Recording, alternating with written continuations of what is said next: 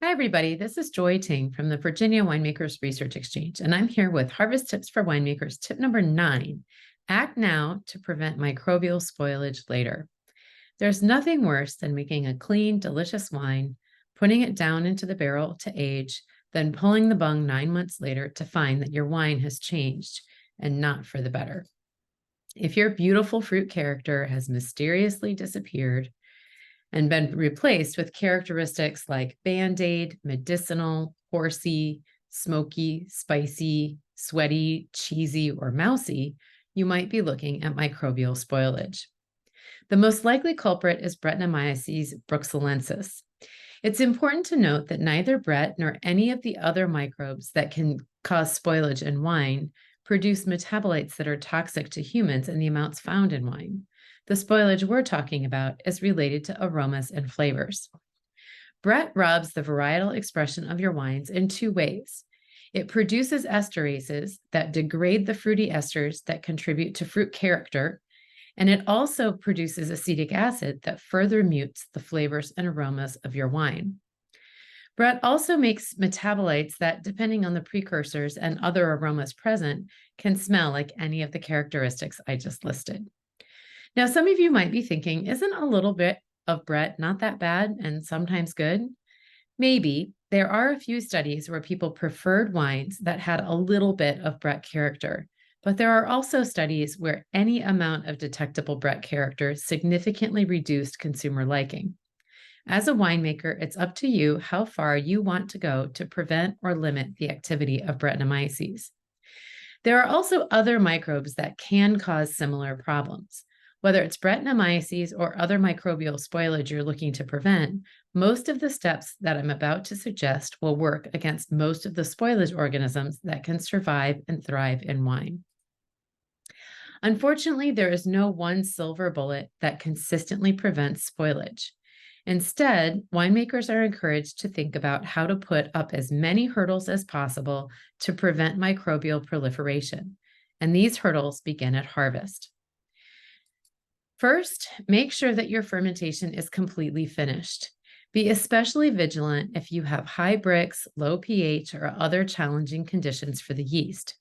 When pressing reds, maintain the wine temperature within a few degrees of the temperature of fermentation for a few days to make sure that your yeast can finish off any of the sugar released from the must by pressing before things get cooled off in the cellar. Confirm that your fermentation is all the way done by testing residual sugar with enzymatics. Toward the end of fermentation, Brix will go negative and density will read less than 1, but you might still have several grams of residual sugar left in your wine. As little as 0.3 grams per liter of residual sugar is needed for Brett to produce 1,000 micrograms per liter of 4-EP, one of its main spoilage metabolites. This is well above the sensory threshold. Tip number 6 has lots more information on how to ensure a complete fermentation. Make sure that you provide adequate nutrients, but don't overfeed. Adequate nutrients will help yeast to finish the fermentation. And for more information on that, see tip number 3. But blindly adding nutrients may lead to leftover nitrogen that will feed spoilage organisms. Brett is a great scavenger, and it has better nitrogen uptake mechanisms than Saccharomyces. So make sure to do your nutrient additions on time when Saccharomyces can still use it. If you have to choose, one author did say that the risk of leftover sugar is worse than the risk of leftover nitrogen. Settle the wine well after pressing and before barreling. This reduces the microbial load that might be carried over into the barrels and therefore the inoculant of spoilage organisms. Provide favorable conditions for prompt, clean, malolactic fermentation.